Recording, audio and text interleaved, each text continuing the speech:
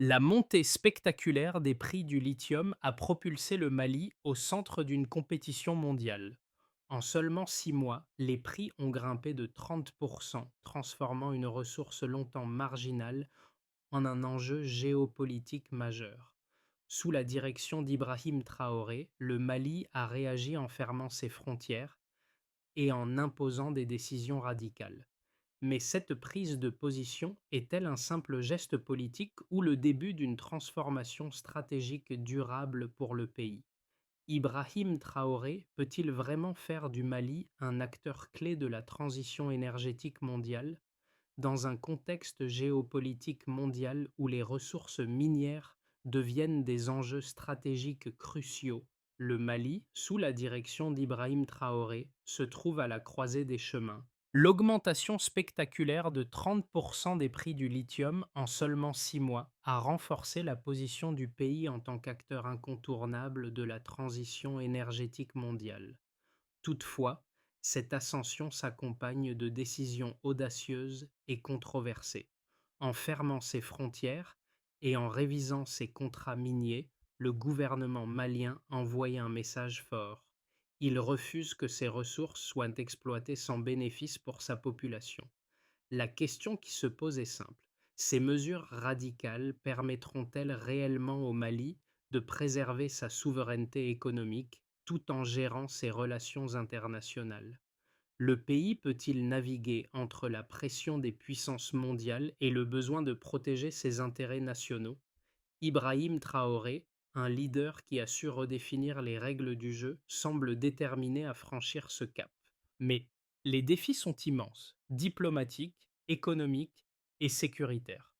En vous engageant dans cette analyse, vous découvrirez comment ces décisions façonnent le futur du Mali. Mais qu'est-ce que cela signifie concrètement pour le pays et ses habitants? En janvier 2025, le Mali a révélé un chiffre impressionnant. Près de 100 000 tonnes de lithium confirmées sous son sol, une ressource qui prend une importance stratégique dans le contexte de la transition énergétique mondiale. La demande pour ce minerai essentiel utilisé principalement dans les batteries pour véhicules électriques a explosé, entraînant une hausse des prix mondiaux de 30% en seulement 6 mois. Cette évolution a mis le Mali sous les projecteurs, mais elle a également attiré l'attention de puissances étrangères, prêtes à s'emparer de cette richesse géologique. Le gouvernement malien, dirigé par Ibrahim Traoré, a réagi en imposant des mesures strictes pour protéger cette ressource nationale. Dès le début de l'année 2025, les frontières du Mali ont été fermées et des taxes exceptionnelles sur les profits étrangers ont été introduites, bouleversant les relations économiques du pays avec les grandes entreprises minières. Cette décision n'était pas simplement une réponse à une crise imminente, mais plutôt une stratégie délibérée pour redéfinir le contrôle du Mali sur ses propres ressources. Mais derrière ces décisions radicales se cache un contexte beaucoup plus complexe. À peine quelques mois avant ces changements, des signaux faibles ont commencé à émerger. Des survols suspects, des incursions de groupes étrangers dans les zones minières et une pression croissante de multinationales désireuses de conclure des contrats accélérés. Ces événements ont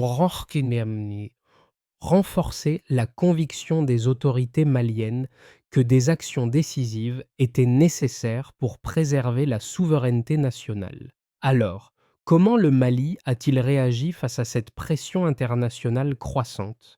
En fermant ses frontières et en resserrant les règles d'exploitation minière, Ibrahim Traoré a marqué un tournant dans la politique économique du pays. Mais cette stratégie va-t-elle suffire à repousser les puissances mondiales et garantir un avenir prospère pour le Mali? Ibrahim Traoré, en tant que dirigeant du Mali, a joué un rôle déterminant dans la transformation géopolitique du pays depuis le début de l'année 2025. Ce jeune leader, souvent perçu comme une figure contestataire, a réussi à redéfinir les contours de la souveraineté malienne en prenant des mesures radicales face aux pressions internationales. Son objectif était clair: protéger les intérêts nationaux face à l'exploitation étrangère des ressources naturelles du pays, notamment du lithium, une ressource désormais essentielle pour l'avenir énergétique mondial. Les décisions prises par Traoré, comme la fermeture des frontières et l'instauration de taxes exceptionnelles sur les profits étrangers, n'ont pas seulement eu un impact économique, elles ont également marqué un tournant diplomatique majeur. Le Mali, qui était autrefois perçu comme un pays périphérique, a désormais fait entendre sa voix sur la scène internationale. Mais ces décisions ne sont pas seulement une réponse aux menaces extérieures, elles s'inscrivent dans une stratégie plus large visant à renforcer la souveraineté du pays en matière de ressources naturelles. Les premiers effets de ces décisions ont été immédiats. Sur le terrain, des communautés locales ont commencé à se sentir plus impliquées dans la gestion de leurs ressources, soutenues par des politiques de redistribution des bénéfices. Cependant, cette montée en puissance du Mali sur la scène géopolitique n'a pas été sans difficulté. Les multinationales, perturbées par ces changements, ont tenté de négocier des exemptions ou de contourner la législation malienne, mais le gouvernement est resté ferme. Cette résistance a mis en lumière un enjeu crucial pour le Mali, son indépendance économique. En définitive, ces premières actions ont permis au Mali de se repositionner stratégiquement, mais elles ont également révélé la complexité de la gestion d'une souveraineté en construction face à des intérêts mondiaux puissants. Le Mali, un pays longtemps marginalisé sur la scène internationale, a connu un tournant stratégique majeur en 2025. Ce changement ne s'est pas produit du jour au lendemain. Il résulte d'une série d'événements et de décisions prises par le gouvernement d'Ibrahim Traoré en réponse à une conjoncture économique et géopolitique en pleine mutation. Tout a commencé lorsque le Mali a découvert que son sous-sol abritait près de 100 000 tonnes de lithium, une ressource précieuse au cœur de la transition énergétique mondiale. La hausse soudaine des prix du lithium, qui a bondi de 30% en 6 mois, a attiré l'attention internationale sur le pays. Alors que le Mali aurait pu simplement profiter de cette situation pour attirer des investissements étrangers, Traoré a choisi une approche différente. En janvier 2025, le gouvernement malien a imposé des mesures radicales: fermeture des frontières, révision des contrats miniers et une taxe exceptionnelle de 20% sur les profits étrangers issus des ressources minières. Cette décision a été perçue comme un choc pour les multinationales qui exploitaient jusque-là les ressources du pays avec peu de contrepartie pour les Maliens. Ces mesures ont immédiatement provoqué des réactions sur la scène internationale. Plusieurs entreprises minières ont protesté, menaçant de suspendre leurs activités ou de chercher des moyens de contourner les nouvelles législations. Mais le Mali est resté ferme, déterminé à garantir que les bénéfices de ses ressources naturelles profitent d'abord à sa population. Sur le terrain, cette stratégie a commencé à avoir un effet tangible. Les communautés locales, longtemps ignorées dans le processus économique, ont vu une partie des recettes minières redistribuées via des projets d'infrastructures financés par le Fonds souverain. Le Mali a également renforcé sa sécurité dans les zones minières, alors que des rapports faisaient état d'incursions de petites unités étrangères cherchant à cartographier les accès aux gisements. Ces incursions, bien que limitées, ont été perçues comme des signes précurseurs d'une compétition internationale pour l'exploitation du lithium malien. Le gouvernement malien a réagi en augmentant la présence militaire dans ces zones stratégiques, assurant ainsi une protection accrue des ressources nationales. Les, Nian. Les tensions sont montées d'un cran à mesure que les pressions extérieures s'intensifiaient. À la fin du printemps 2025, de nouvelles sanctions internationales ont été imposées au Mali en réponse à ces décisions, mais le gouvernement, soutenu par une majorité de la population, a maintenu sa position.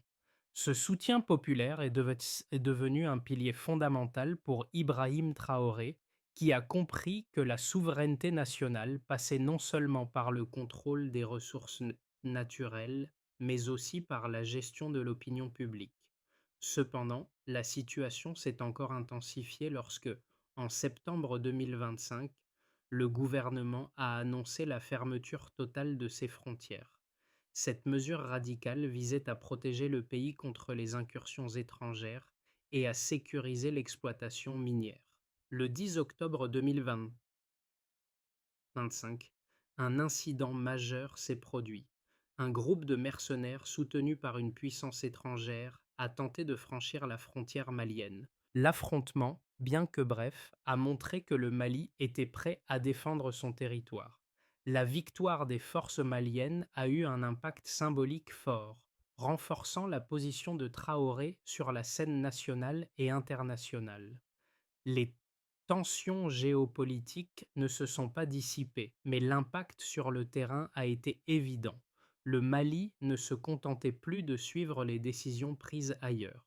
Le pays devenait un acteur central de la gestion de ses propres ressources, une position qui n'avait pas été envisagée auparavant par les grandes puissances économiques. Ces événements ont non seulement redéfini la place du Mali dans l'économie mondiale, mais aussi marqué un changement de mentalité au sein de la population, qui a vu dans ces décisions une chance de reprendre le contrôle de son avenir économique. Les données économiques récentes du Mali, notamment celles concernant l'exploitation du lithium, révèlent une transformation économique notable depuis les mesures prises en 2025 par le gouvernement d'Ibrahim Traoré. L'impact de ces décisions se mesure à travers plusieurs indicateurs clés, dont la production minière, l'inflation et la répartition des bénéfices. Les réserves de lithium, estimées à près de 100 000 tonnes, ont fait du Mali un acteur incontournable sur le marché mondial, particulièrement avec l'augmentation de 30% des prix du lithium au cours des 6 derniers mois. Ces chiffres illustrent une réalité complexe. Le pays est désormais au centre d'une compétition mondiale pour les ressources stratégiques, mais cette richesse peut-elle être transformée en avantage tangible pour sa population? Un premier repère pour mesurer l'effet de cette stratégie est la hausse des exportations minières. Selon le ministère des Mines, la valeur des exportations maliennes a augmenté de 25% au cours de la première moitié de 2025, une première conséquence directe de l'augmentation des prix du lithium. Bien que le volume d'exportation n'ait pas encore atteint celui des grands producteurs mondiaux, cette augmentation a permis au gouvernement de réinjecter des fonds dans des projets d'infrastructures essentiels à la croissance du pays. Un exemple probant est le Fonds souverain, créé en mai 2025, qui a permis d'investir plus de 100 millions de dollars dans des projets d'infrastructure. Ces investissements ont non seulement contribué à améliorer les infrastructures de transport et d'énergie, mais ont aussi facilité l'accès des populations locales à des services de base. En parallèle, le gouvernement malien a mis en place une politique de redistribution des bénéfices minières. En juin 2025, une enquête menée par le gouvernement a révélé que 60% de la population soutenait la politique de Traoré concernant les ressources naturelles, en particulier la redistribution des bénéfices. Une part importante de cette redistribution a été affectée à la formation professionnelle dans les secteurs miniers et énergétiques, réduisant ainsi la dépendance à l'égard des entreprises étrangères et favorisant l'emploi local. Le taux de chômage dans les régions proches des zones minières a ainsi diminué de 10% en l'espace de 6 mois, ce qui constitue une réussite notable dans le contexte économique du pays. L'inflation, en revanche, est restée relativement stable, bien que certains secteurs, tels que l'alimentation et les biens de consommation courante, aient enregistré une légère hausse en raison de la politique de fermeture des frontières.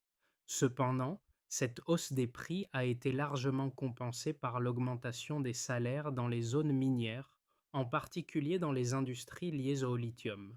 Les données recueillies montrent que les revenus des travailleurs dans les secteurs directement liés à l'exploitation minière ont augmenté de 15% en moyenne, un signe d'une amélioration générale des conditions de vie dans ces zones.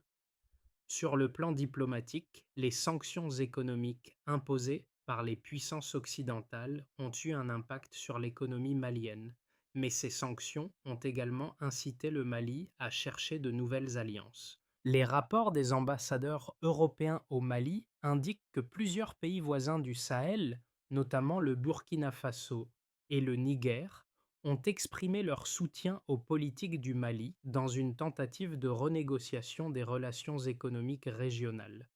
Il est clair que les mesures prises par Ibrahim Traoré ont généré une dynamique économique inédite.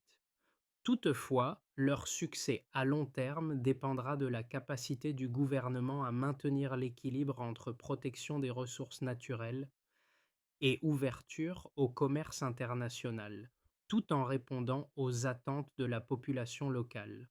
Les décisions d'Ibrahim Traoré en 2025, bien que perçues par certains comme une réponse stratégique nécessaire pour protéger la souveraineté du Mali, ont aussi donné lieu à un débat profond sur la gestion des ressources naturelles et la diplomatie économique. D'un côté, les partisans des mesures radicales prises par le gouvernement soutiennent qu'elles étaient non seulement inévitables, mais également bénéfiques à long terme pour l'indépendance économique du Mali. Selon cette position, l'exploitation du lithium, si elle n'est pas contrôlée par l'État malien, pourrait se traduire par une perte irrémédiable de contrôle sur une ressource stratégique essentielle pour l'avenir énergétique mondial. Ces défenseurs affirment que les décisions du gouvernement malien, notamment la fermeture des frontières et l'imposition de taxes exceptionnelles sur les profits étrangers, sont nécessaires pour éviter que des puissances mondiales ne prennent le contrôle des ressources naturelles du pays. Ils soulignent que ces mesures, bien qu'impopulaires à l'international, permettent au Mali de conserver un pouvoir décisionnel crucial sur ses propres ressources. Cette stratégie, d'après eux, est la seule option viable pour garantir que les bénéfices de l'exploitation minière profitent directement à la population malienne. De l'autre côté, les opposants à cette ligne dure soulignent les risques d'un isolement économique accru pour le pays. Selon cette critique, bien que les décisions de Traoré aient permis de garantir un contrôle national sur le lithium, elles ont également entraîné une réduction des investissements étrangers et une augmentation des tensions diplomatiques. L'isolement croissant du Mali pourrait avoir des conséquences désastreuses pour l'économie, en particulier pour les secteurs qui dépendent des technologies étrangères et des partenariats internationaux. Ces critiques avance que la fermeture des frontières et les taxes sur les profits étrangers pourraient entraver le développement d'une infrastructure moderne et la diversification de l'économie, essentielle pour le futur du pays. De plus, les sanctions économiques imposées par l'Occident et les tensions croissantes avec les pays voisins pourraient exacerber la situation et compromettre les efforts du Mali pour obtenir une position économique stable sur la scène internationale. Il est indéniable que ces deux perspectives, bien que divergentes, soulignent des enjeux majeurs pour le Mali. D'un côté, l'autosuffisance et la préservation des ressources stratégiques sont vues comme des piliers de la souveraineté nationale, mais de l'autre, une ouverture calculée aux investissements étrangers pourrait offrir au Mali une chance de prospérer dans un monde interconnecté où l'isolement ne garantit pas toujours le succès. Le Mali, sous la direction d'Ibrahim Traoré, semble déterminé à réécrire les règles du jeu géopolitique. Loin d'être une simple réaction aux pressions extérieures, la politique de fermeture des frontières et de contrôle des ressources naturelles est en réalité un mouvement stratégique à long terme. Ce qui semblait au départ être une série de décisions abruptes et radicales s'est progressivement révélé comme un plan méticuleusement élaboré pour renforcer la souveraineté du Mali. En 2025, le Mali n'est plus perçu comme une simple victime des dynamiques géopolitiques mondiales. Au contraire, Il est devenu un acteur clé, notamment grâce à l'énorme potentiel stratégique de son lithium. En prenant le contrôle de ses ressources et en redéfinissant ses relations économiques et diplomatiques, le pays a montré sa volonté de se libérer des chaînes de l'exploitation coloniale. Ibrahim Traoré, par ses décisions audacieuses, a non seulement réaffirmé la souveraineté du Mali, mais a également ouvert la voie à un modèle économique plus autonome. Cependant, ce tournant s'accompagne de défis considérables. La question qui persiste est de savoir si le Mali pourra maintenir cet équilibre fragile entre la préservation de ses ressources et les impératifs d'un monde globalisé. L'isolement, bien qu'il offre des avantages immédiats, pourrait aussi limiter certaines opportunités à long terme. Les décisions radicales prises par Ibrahim Traoré en 2025 ont produit des répercussions multiples, tant sur le plan interne qu'international. Ces mesures ont eu un impact significatif sur la structure de l'économie malienne, modifiant non seulement les relations commerciales, mais aussi la dynamique sociale et politique au sein du pays. À travers la fermeture des frontières, la mise en place de taxes sur les profits miniers étrangers et la création du fonds souverain, le Mali a franchi un seuil décisif dans sa quête de souveraineté économique. Tout d'abord, sur le plan économique, ces décisions ont permis au Mali de capitaliser sur l'augmentation des prix du lithium, transformant une ressource géologique jusqu'alors négligée en un levier stratégique majeur. Les chiffres sont parlants. Les exportations minières ont augmenté de 25% en 2025 et une partie importante des recettes a été réinvestie dans des projets d'infrastructure. Ces investissements ont renforcé l'autonomie du pays, notamment dans les secteurs de l'énergie et des transports, deux domaines cruciaux pour stimuler la croissance à long terme. Sur le plan social, les changements ont permis d'améliorer les conditions de vie des populations locales, en particulier celles situées à proximité des zones minières. Le taux de chômage dans ces régions a diminué de 10%, un signe tangible de l'impact des politiques de redistribution des bénéfices des ressources naturelles. En parallèle, la création de programmes de formation dans les secteurs miniers et énergétiques a permis à un nombre croissant de Maliens d'accéder à des emplois techniques qualifiés, réduisant ainsi la dépendance à l'égard des entreprises étrangères. Néanmoins, ces avancées internes s'accompagnent de tensions diplomatiques croissantes. Les sanctions internationales, les pressions diplomatiques et les critiques de l'isolement progressif du pays ont été des défis majeurs pour le gouvernement malien. Certains pays voisins du Sahel, comme le Burkina Faso et le Niger, ont exprimé leur soutien aux politiques de Traoré, voyant dans cette posture une opportunité de rééquilibrer les relations économiques régionales. Toutefois, cette solidarité régionale reste fragile, car certains pays pourraient se voir incommodés par la fermeture des frontières et l'augmentation des taxes qui perturbent les échanges commerciaux dans la région. La résistance malienne face à ces pressions extérieures a permis au pays de renforcer son image de puissance indépendante. Cependant, cette stratégie de repli comporte également des risques. La réduction des investissements étrangers, bien que compensée par des efforts internes pour soutenir l'emploi et l'infrastructure, pourrait limiter la capacité du Mali à moderniser rapidement ces secteurs clés. De plus, l'isolement diplomatique pourrait affaiblir les négociations du pays avec des acteurs internationaux importants, notamment dans le domaine de la coopération régionale et des échanges commerciaux. Il est encore trop tôt pour dire si cette stratégie se traduira par un succès durable. Cependant, le Mali semble avoir pris un virage audacieux, dans l'espoir de transformer ses ressources naturelles en un levier de pouvoir économique et politique. Le défi sera de maintenir cet équilibre tout en surmontant les défis de l'isolement économique et diplomatique. Dans les mois à venir, la situation au Mali pourrait évoluer selon trois scénarios distincts, chacun portant ses propres défis et opportunités. Ces scénarios sont façonnés par les décisions radicales prises en 2025 qui ont placé le Mali au centre d'une confrontation géopolitique et économique majeure.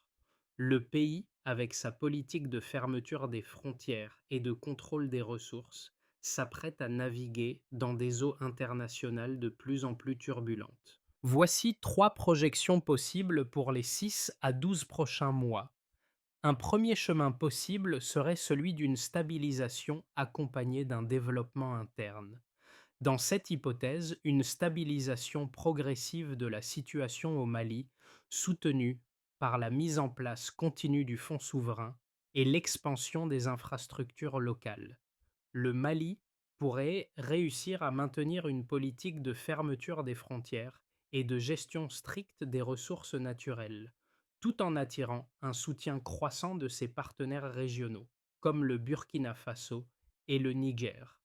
Ce soutien régional pourrait permettre au pays de diversifier ses partenaires commerciaux et d'attirer des investissements locaux dans les secteurs miniers, énergétiques et agricoles. La réduction progressive du chômage et l'amélioration des infrastructures pourraient aussi stimuler la consommation interne et soutenir une croissance modérée. Cependant, cette croissance serait limitée par la dépendance continue du pays aux prix mondiaux du lithium et d'autres ressources naturelles.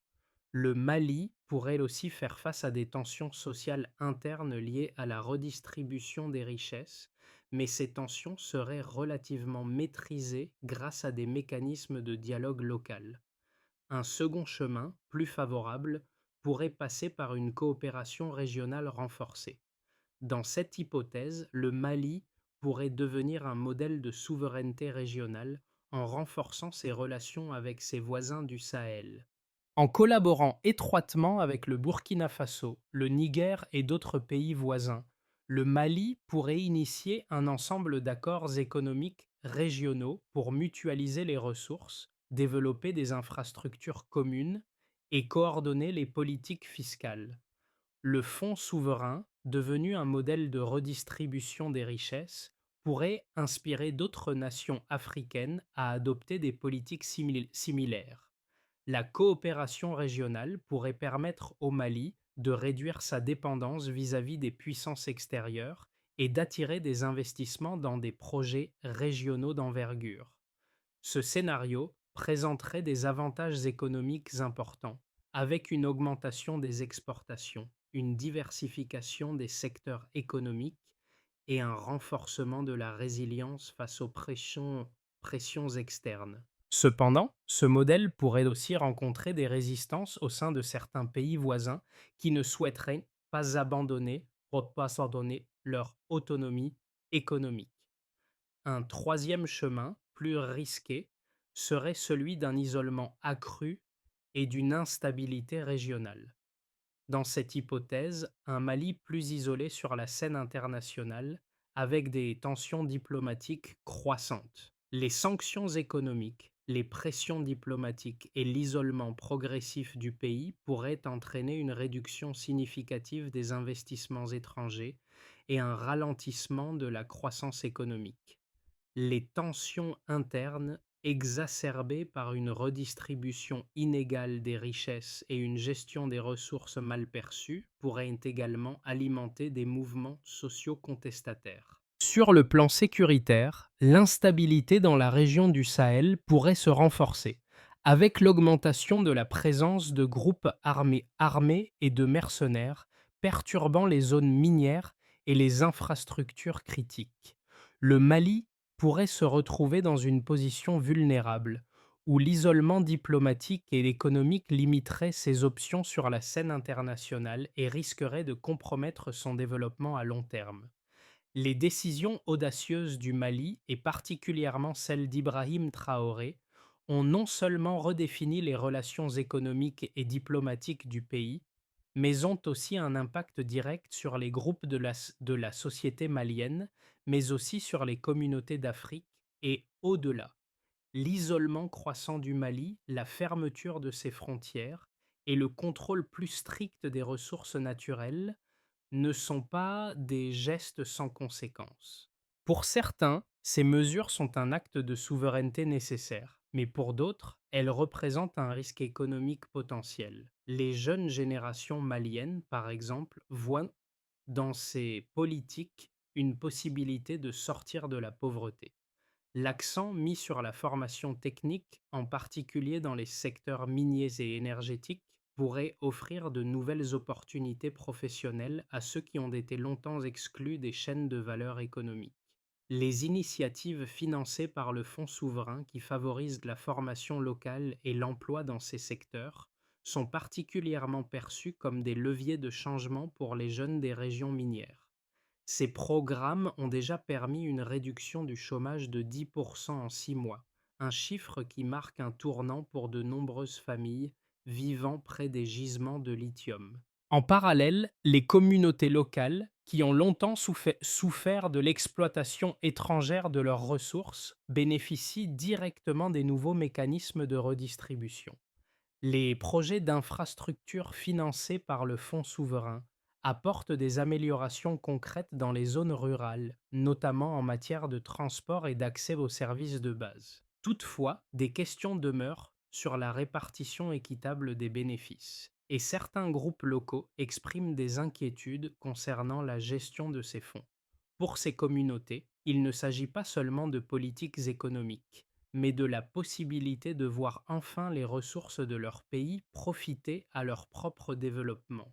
Pour que le Mali puisse naviguer avec succès à travers les défis géopolitiques et économiques qui se présentent, un plan structuré et pragmatique est essentiel. Le gouvernement malien, sous la direction d'Ibrahim Traoré, semble avoir mis en place plusieurs étapes clés pour garantir non seulement la protection de ses ressources naturelles, mais aussi le développement interne durable du pays.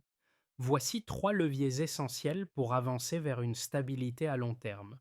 D'abord, il s'agirait de renforcer les infrastructures locales et de créer de nouveaux emplois. L'un des objectifs principaux du Mali est de réinvestir dans les infrastructures essentielles, notamment les transports et l'énergie. Le fonds souverain alimenté par les recettes minières permet de financer ces projets d'envergure. En parallèle, il est crucial de continuer à développer des programmes de formation afin d'assurer que la main-d'œuvre locale soit suffisamment qualifiée pour gérer et entretenir ces nouvelles infrastructures. Cela favorisera non seulement l'emploi, mais aussi l'indépendance économique à long terme. Ensuite, une diversification économique deviendrait indispensable.